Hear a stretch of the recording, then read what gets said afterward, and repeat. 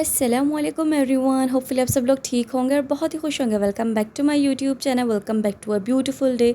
अच्छा फ्रेंड्स, तो ये थर्सडे का व्लॉग है और उस दिन जो है मैंने यूनिवर्सिटी से ऑफ़ किया था बिकॉज़ मुझे कुछ काम शाम करने थे कंप्लीट, इसी वजह से मैंने यूनिवर्सिटी से ऑफ़ किया था। और यकीन मानिए यूनिवर्सिटी से ऑफ़ करने के बाद भी एंड मोमेंट पर बिल्कुल जाकर हमारे काम कंप्लीट हुए हैं। और जी, ये 9 ज़ुल्हिज्जा से पहले का व्लॉग है, तो मैंने सोचा था कि मैं आराम से अपने सारे काम शाम निपटा दूँगी। तो चांद रात वाले दिन हमें सारे, मतलब चांद रात हम लोग कहते हैं, लेकिन ये था कि ईद से एक दिन पहले वाला दिन हमें सारी रात नहीं जागना पड़ेगा। यार हमें ये पता चला है अब ईद उल अज़हा का जो है ना वो चांद रात नहीं होता ईद से पहले, बल्कि चांद रात 10 दिन पहले ही हो चुकी होती है। बस हमारे माइंड में एक कॉन्सेप्ट बन जाता है कि रमज़ान की जिस तरीके से ईद हम लोग चांद देख कर मनाते हैं, तो ये वाली ईद भी हम लोग चांद देख कर मनाते हैं। हालांकि सच कोई भी सीन नहीं है, हम लोग ये 10th रोज़ जो है वो ज़ुल्हिज्जा को मनाते हैं। खैर, यहाँ पर फिर मैंने सारे बर्तन वगैरह वॉश किया। आप लोगों ने तो देखा होगा कि बर्तनों का ढेर लगा हुआ था। और इसके बाद मामा ने कहा कि तुमने अगर छुट्टी की है तो थोड़े से कुकिंग वगैरह भी कर लो, क्योंकि वो किसी और काम में मसरूफ़ थे, उनको कुछ सिलाई वगैरह का काम करना था, अपने कुछ कपड़े थे उनको जो है उन्होंने स्टिच करना था। तो यहाँ पर मैंने सोचा कि क्यों ना मैं मामा की हेल्प करवा देती हूँ। ज़ाहिर सी बात है, अब छुट्टी की है तो थोड़ी सी हेल्प करवाना तो बनता है। कोमल ने जो है वो सारी घर की सफाई वगैरह की, तो इस तरीके से टीम वर्क करके हमारा सारा काम अल्हम्दुलिल्लाह कंप्लीट हो गया था। वैसे यार यहाँ पर मैं वेजिटेबल्स कट कर रही हूँ, सारी वेजिटेबल्स एक तरफ और इसके अलावा प्याज एक तरफ। मैं जब भी प्याज कट करती हूँ, हालांकि रफली चॉप करती हूँ जिसमें इतनी ज़्यादा मेहनत नहीं लगती, लेकिन फिर भी मेरी हालत बहुत ही ज़्यादा टाइट हो जाती है। हालांकि आप लोग यहाँ पर देख सकते हैं कि सिर्फ 2 ही प्याज है, इतनी ज़्यादा प्याज़ों की क्वांटिटी नहीं है। फिर भी मेरी आंखों का क्या हाल हो गया है, इतने ज़्यादा आंसू निकल रहे थे आंखों से, इतनी ज़्यादा जलन हो रही थी कि मैं एक्सप्लेन नहीं कर पा रही थी। मैंने जल्दी में बस ये 2 प्याज रफली इसको काटा है और इसके बाद जल्द से जल्द जाकर मैंने ठंडे पानी से अपना फेस को वॉश कर दिया। उसके बाद यहाँ पर फिर आती है दूसरे वेजिटेबल्स वगैरह कट करने की बारी, जो कि मैंने कर दी थी, लेकिन उसका मैंने रिकॉर्ड नहीं किया। यहाँ पर मैं चिकन का सालन प्रिपेयर करने लगी हूँ और यहाँ पर मैंने सबसे पहले ऑयल गर्म किया थोड़ा सा, फिर उसमें मैंने अपने प्याज वगैरह जो वो ऐड कर दिया। इसको थोड़ा सा हम लोग जो वो गोल्डन ब्राउन होने तक पकाएंगे। यहाँ पर मैं आपको दिखा रही हूँ कि हम लोगों ने चिड़िया के लिए दाना और पानी रखा है, लेकिन जब भी मैं इसका रिकॉर्ड करने जाती हूँ ना, तो ये मुझे जो है वो हरी झंडी दिखाकर चली जाती है और मुझे रिकॉर्ड करने का मौका ही नहीं मिलता। उस दफ़ा भी मेरे साथ ये हुआ था। मैंने आपको बताया कि मामा जो है अपने कपड़े स्टिच वगैरह करने में बिज़ी थी, तो यहाँ पर मामा जो है उस काम में लगी हुई थी। मैं थोड़ा सा किचन में जाकर देख रही थी और इसके अलावा मामा से आकर बातें वगैरह भी कर रही थी। मामा ने तो मुझे कहा कि तुम्हें जो है वो छुट्टी नहीं करनी चाहिए, लेकिन मैंने कहा कि अगर मैं छुट्टी ना करती तो ये सारे काम कैसे रन हो पाते। तो उन्होंने कहा चलो खैर है, कोई बात नहीं, वैसे भी तुम्हारी इतनी ज़्यादा छुट्टियाँ हुई नहीं है तो तुम्हारी ये छुट्टी बनती है। अच्छा जी, तो यहाँ पर मैं कर रही हूँ कुकिंग। उसके बाद जी फिर मैंने प्याज़ों को निकाला और उनको ठंडा होने के लिए रखा। देन फिर उसको मैं जो है ग्राइंडर में ग्राइंड करूँगी। और इसके अलावा टमाटर को भी मैं ग्राइंड करूँगी।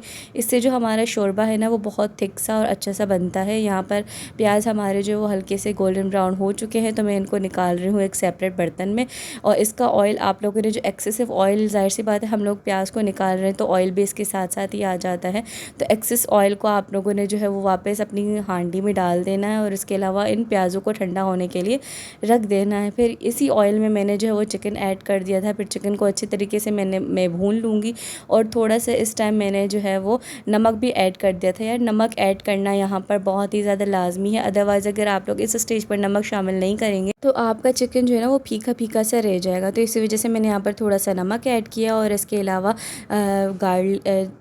जिंजर गार्लिक का पेस्ट भी ऐड कर लिया। अभी मैं वॉइस ओवर कर रही हूँ, लेकिन मुझे बहुत ज़्यादा नींद आई हुई है, तो इसी वजह से मुझसे बोला भी नहीं जा रहा है। खैर, उसके बाद फिर मैंने टमाटर कह रही हूँ, आलू इसमें शामिल कर दिया, उसको थोड़ा सा पकाया। फिर ये जो मैंने ग्राइंड किया था, पेस्ट बनाया था टोमेटो का पेस्ट और इसके अलावा अनियन का पेस्ट बनाया था, फिर मैं उसको अपनी जो है वो हांडी में शामिल कर लूँगी। दोनों चीज़ों को अपनी जो है वो हांडी में शामिल करने के बाद फिर मैं इसको अच्छी तरीके से मिक्स करूँगी, अच्छी तरीके से चम्मच हिलाऊँगी। और उसके बाद जो भी स्पाइसेस है, बिल्कुल ही बेसिक से हमारे स्पाइसेस हैं, तो इसको मैं अपने जो है वो सालन में ऐड कर दूँगी। नमक हो गया और इसके अलावा हरी मिर्च हो गई, हल्दी वगैरह हो गई, सारी चीज़ें अपने अपनी क्वांटिटी के हिसाब से रखनी है और इस हिसाब से रखनी है कि आपको कितनी जो है वो चीज़ें पसंद है। लाइक कुछ लोग स्पाइसी खाना पसंद करते हैं, कुछ लोगों को इतना ज़्यादा स्पाइसी पसंद नहीं होता। तो आपने हर चीज़ एक तो अपनी क्वांटिटी के हिसाब से रखनी है, दूसरा अपने हिसाब से रखना है कि आपको कौन सी चीज़ पसंद है।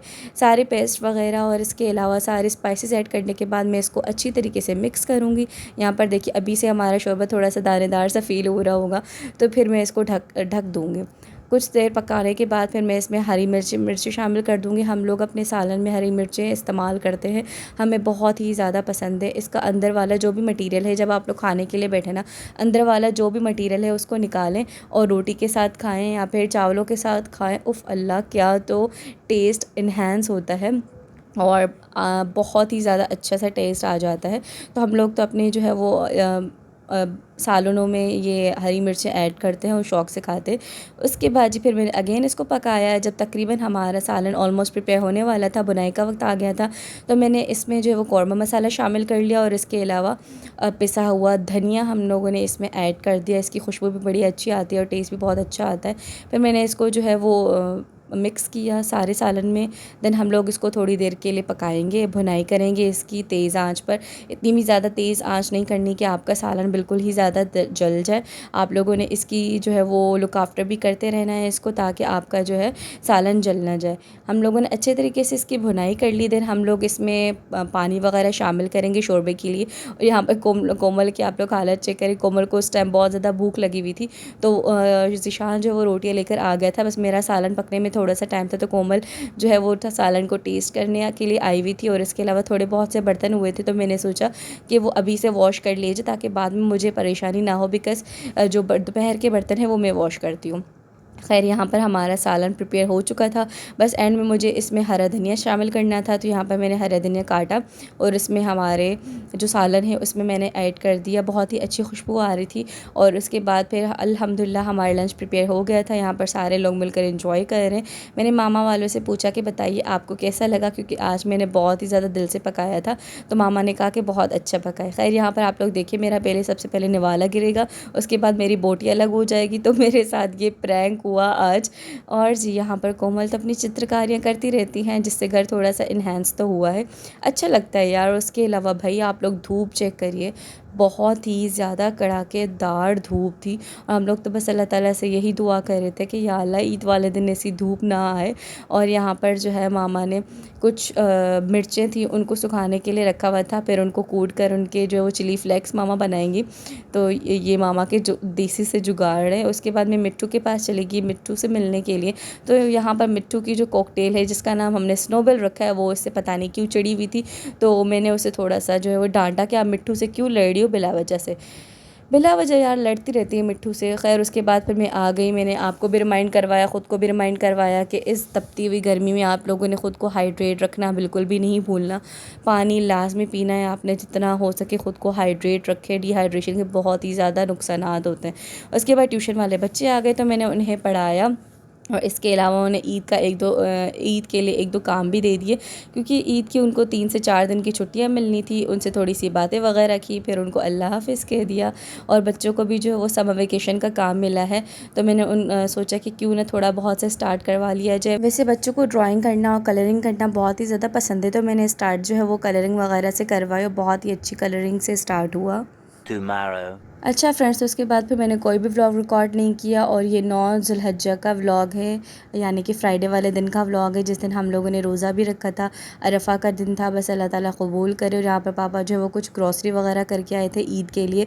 तो ये सारी ग्रॉसरी मैंने सोचा कि आपके साथ शेयर कर ली जाए। बस जो जिस जिस चीज़ की कमी थी पापा वो सारी लेकर आए। हम लोगों ने पापा को लिस्ट वगैरह बना कर दी थी। हम लोग मोस्टली क्या करते हैं कि तकरीबन 15 डेज़ या फिर 1 मंथ 2 मंथ का हम लोग सारी ग्रॉसरी एक साथ पापा करके आते हैं। हम लोग उन्हें लिस्ट वगैरह बना कर देते हैं। और मोस्टली ये होता है कि पापा को खुद ही पता होता है कि किस चीज़ की कमी है, अगर नहीं तो हम लोग उन्हें बता देते। तो पापा सारी ग्रॉसरी वगैरह करके आए थे।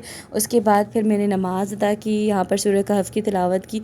बहुत ही ज़्यादा रोज़ा लग रहा था, एक तो गर्मी की वजह से, दूसरा ये कि हम लोग सुबह में नहीं उठ पाए थे रोज़े के टाइम में, तो हम लोगों ने सहरी नहीं की थी।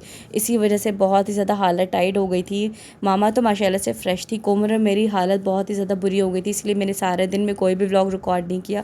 फिर रात के टाइम बस ये सफाइयाँ हम लोगों ने स्टार्ट कर दी थी। इतनी ज़्यादा फिर हवा चल रही थी रात के टाइम कि मैंने तकरीबन 2 से 3 दफ़ा झाड़ू दी है, 2 से 3 दफ़ा मैंने यहाँ पर डस्टिंग और इसके अलावा पोछा लगाया, फिर भी मिट्टी निकल ही नहीं रही थी। पापा ने जो है वो यहाँ पर कस्टर्ड प्रिपेयर कर लिया था। ज़रूर नहीं कि यार आप लोग सब मीठी ईद पर ही कस्टर्ड प्रिपेयर करें, आप लोग जो है वो कभी भी आपका दिल चाहे आप लोग बना सकते हैं। उसके बाद जी फिर मैंने अपने की थोड़ी सी स्किन केयर। यहाँ पर मैंने एक मास्क बनाया था, योगर्ट और राइस फ्लोर का मास्क था, और इसका बहुत ही थिक सा और अच्छा सा इसका पेस्ट बना था। फिर फरहान से हम लोगों ने ये स्टिकर्स मंगवाए थे। इस दफ़ा हमारा जो वो इरादा था घर पे लगाने का। तो फ्रेंड्स ये था मेरा आज का छोटा सा व्लॉग। इंशाल्लाह ताला ईद के व्लॉग में आप लोगों से मुलाकात होती है। तब तक के लिए अल्लाह हाफ़िज़, टेक केयर।